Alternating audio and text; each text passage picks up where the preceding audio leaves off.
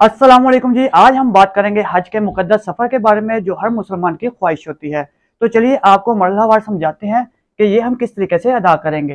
इसका पहला हिस्सा ये होगा कि हज से पहले जो तैयारी आपने करनी है, अल्लाह ताला से माफ़ी मांगे, तौबा करें, नियत करें कि इस सफ़र में सब्र और खलूस से अल्लाह की रज़ा हासिल करनी है।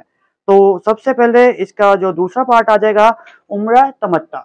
उम्रा तमत्ता क्या है कि हज से पहले जो आपने उम्रा अदा करना है उसे हज तमत्ता भी कहते हैं, उम्रा तमत्ता भी कहते हैं। इसमें आप सबसे पहले एहराम बांधेंगे, ठीक है। एहराम बांधने के बाद आप 7 चक्कर खाना काबा के लगाएंगे, मतलब कि तवाफ़ काबा करेंगे, मुकाम इब्राहिम की ज़ियारत करेंगे और सफ़ा मरवा करेंगे। 7 चक्कर सफ़ा मरवा के आपने लगाने हैं, ठीक है। तो इस तरह से आपका हज उम्रा तमत्ता मुकम्मल हो जाएगा। इसके बाद आ गई है जी बारी 8 ज़िलहज की। 8 ज़िलहज से आपका हज स्टार्ट होता है। तो यहाँ पे आप एहराम दोबारा से बांधेंगे और एहराम बांधने के बाद आप 2 रकात नवाफिल अदा करेंगे और तलबिया कहते हुए लब्बैक अल्लाहुम्मा लब्बैक हुआ का विर्द करते हुए मिना की तरफ रवाना होंगे। और मिना आप पहुंचेंगे जी ज़ोहर टाइम, जहाँ पे आपने 5 नमाजें मुकम्मल करनी है, ज़ोहर, असर, मगरिब, इशा और फजर। और फजर की नमाज के बाद ये आपका नेक्स्ट डे है, मतलब कि 9 ज़िलहज। यहाँ से 9 ज़िलहज को आपने चल जाना है जी मैदान अरफात की तरफ, जहाँ पे आपने दुआएं करनी है ये, और यहाँ पे खुतबा भी होगा ज़िलहज का, और यहाँ पे आपने ज़ोहर और असर की नमाज इकट्ठा पढ़नी है, ठीक है। यहाँ पे आपने मैदान अरफात में रहना है जी मगरिब टाइम तक।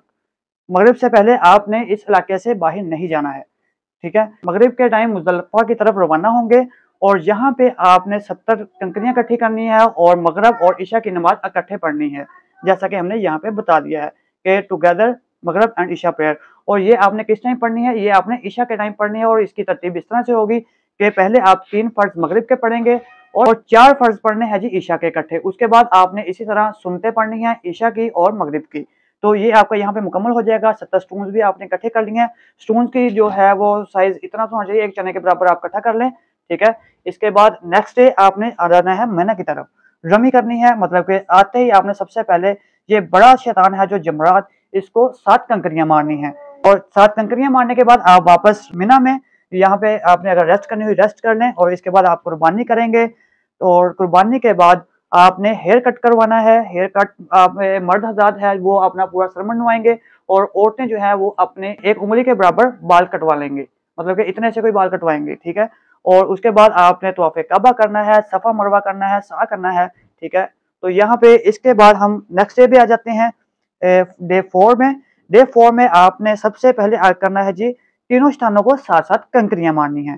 7-7 कंकरियां मारने के बाद आप दोबारा से मिना में जाएंगे, वहां पे नमाजें अदा करेंगे। तो इस तरह से ये यहाँ पे आपका ये दिन मुकम्मल हो जाएगा, ठीक है। नेक्स्ट डे आपने फिर फजर की नमाज के बाद ये तीनों स्थानों को कंकरियां मारनी है। तो इसके बाद आपने तवाफ़े विदा करना है, दुआएं मांगनी है और आपका यहाँ पे हज का सफ़र मुकम्मल हो जाएगा अल्हम्दुलिल्लाहि रब्बिल आलमीन, ठीक है। तो इस तरह से आपका ये हज का सफ़र मुकम्मल होगा। आपको ये हमारी आज की वीडियो कैसी लगी कमेंट बॉक्स में ज़रूर बताइएगा। वीडियो को लाइक शेयर और सब्सक्राइब करना मत भूलिए। अल्लाह हाफ़िज़।